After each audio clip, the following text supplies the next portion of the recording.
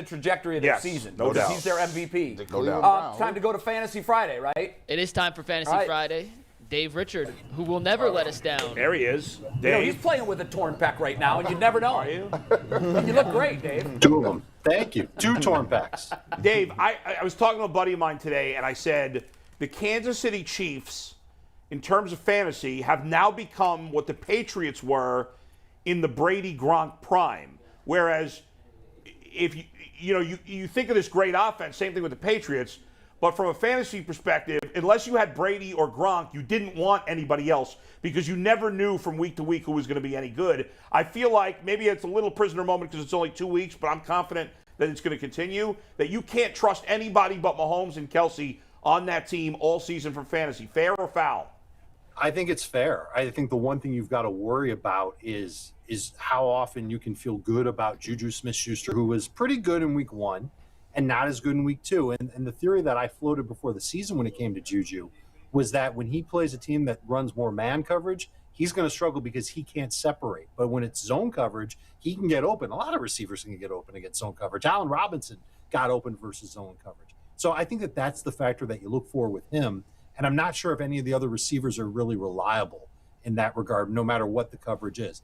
The one guy that I think we've got to really keep an eye on is Clyde Edwards-Helaire, who's been so explosive in these first 2 games. A lot of great opportunities in these first 2 games, but he's not getting the workload that we like to see in these first 2 games. So when does that change? I think he's still startable, Bull, because you know as well as anybody, there aren't a lot of running backs that are great week to week, and they get guaranteed touches from week to week. So even if he's not getting more than 10, 12 touches per week, he's still putting up good numbers with them for now. I think fantasy managers can trust that. Now, Dave, I'll tell you what, you mentioned running backs, not sure whether or not you're going to get the touches week to week. For the people out there that either have Dillon or Aaron Jones for the Packers, I mean, what are you doing? These guys are splitting carries. Some people draft Aaron Jones really high. He's sitting there now, and you're like, should I sit him? They're struggling. You would think he would get the touches with Aaron Rodgers and the lack of a passing game or familiar targets. But if you got Dillon or Aaron Jones, what's some advice for those people out there that need to pick one or the other? Oh, if they have to pick one or the other, that's going to be tough from week to week. I think for now, Jones is still the right answer, even though Dillon was better in week number 1. But if you've got one of these guys, the advice is to keep starting them. I think they're number 2 fantasy running backs, both of them, until further notice. And I love the matchup for them this week against Chicago. That offensive line should be in better shape. Rodgers is going to do his thing. They might get Allen Lazard back. Hey, that'll help keep the safeties out of the box a little bit in that matchup. But they're both really talented players, and I think the Packers want to lean on them as much as they can. But they don't have to do it every single play. So there's not going to be many weeks where they're both getting 15 touches. I think they might be in the same boat as Edwards-Helaire, but they both have that explosiveness to them, that potential to get fantasy points, and that's why you start them from week to week. You just can't do it with expectations of them being a top 10 running back, at least not until one of them misses playing time. And then the other one, oh my goodness, the other one would be amazing. Hey, Dave, what do you see off the Detroit Lions team? I got to watch them play last week, and pretty interesting. Pretty interesting. I thought they had not much, but I think I'm fooling myself here. They got a couple things that are working in the background, working pretty hard here. They've got a running back in DeAndre Swift who makes great plays out of the backfield and has great explosiveness as well. But they need to watch just how much work they give him, because he had this great game and then he's missed the first 2 days of practice with an ankle injury, and he's promising everybody that he'll play. Hopefully that's the case, but the Lions are going to be smart about using him, and you'll see a little bit more of Jamal Williams in that backfield from game to game, probably more than people who have DeAndre Swift would like, but that upside makes him a must-start fantasy running back. And Amon-Ra St. Brown is their slot receiver. He's basically their short area receiver. And I was writing him off in the preseason because he's not going to get 30% of the targets from Jared Goff. He's not going to be a big play guy. He's not going to get red zone targets. Well, in week 1, he made me look silly. He had over 30% of the target share. He scored a touchdown. Brad, you saw it. This is their best wide receiver, and that's saying something because DJ Chark is there and TJ Hawkinson's still on the roster, and they're eventually going to get Jamison Williams.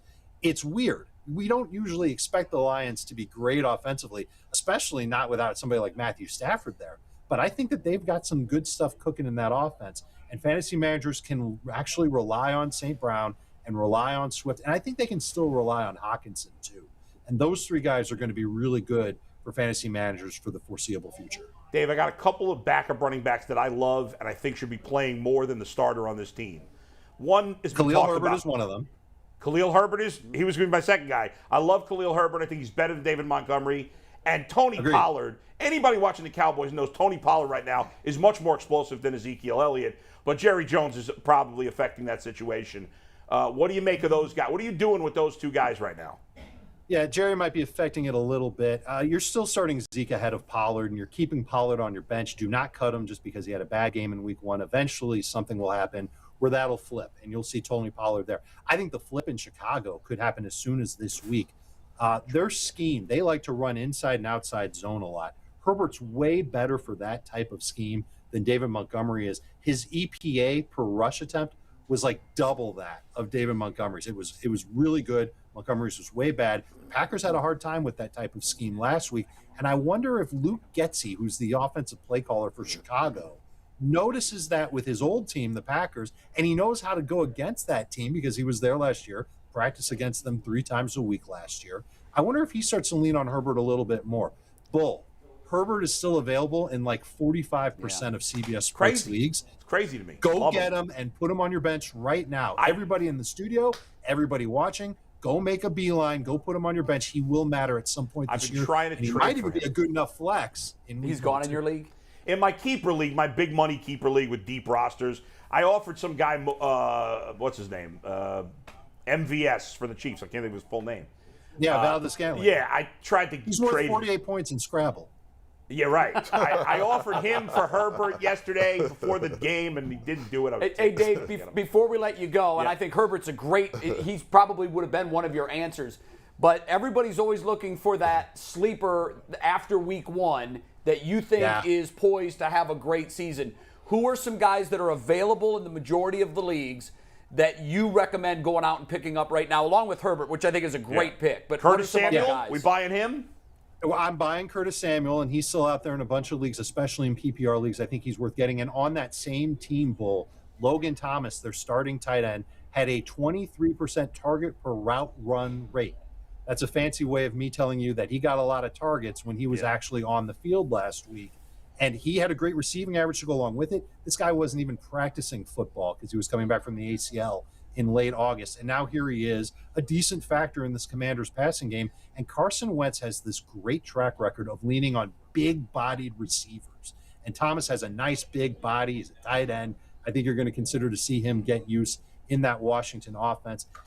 Is there anybody else that I could come up with? I kind of want to give a sleeper running back because that's always the position. If you can be patient, I think it's worth carrying Tyler Algier, he wasn't even active in week 1 for Atlanta. I think he's a good, talented running back. Cordell Patterson, use him while you got him. But he's over 30 years old. He could always break down. And when they do, I think the Falcons have to move to Algier. And one of the veterans that was ahead of Algier on the depth chart, Damian Williams, got hurt in week 1, didn't practice earlier this week for the Falcons, really isn't that great of a running back either. I think Algier could end up stealing some work and being a factor for the Falcons later on this season. You just got to be patient. All right, very Dave, good. Mikey, McNuggets what's has a question. The best fan question. This is from our YouTube chat from Strong Cleveland fan. McLaurin or DJ Moore this week? It's DJ Moore, and I know he disappointed you. And everybody raced to get Robbie Anderson off the waiver wire this past week. And listen, I got to tell you, you're going to be disappointed. I like DJ Moore to have a bounce-back game against the Giants. The funny thing about Anderson was he was the guy that popped off about, I don't want Mayfield. Right. Yeah, right. Big play. I wonder how he feels about that now. All right, Dave, thanks a lot. Enjoy Dave. your fantasy weekend. It's great. You got it. And next week, Dave's with us Wednesdays, just so Right, everybody moving to knows Wednesdays, before yeah. Thursday Night Football. Great. All right. We'll help you with the waiver wire and get everybody. Like we'll get it. you some sleepers earlier in the week so that you get them before Bull can get them. on the Waiver Wire Wednesday. We'll call. Thanks, Dave. Thanks, Dave. Appreciate it. Later, guys. Good luck. All right. Thank you.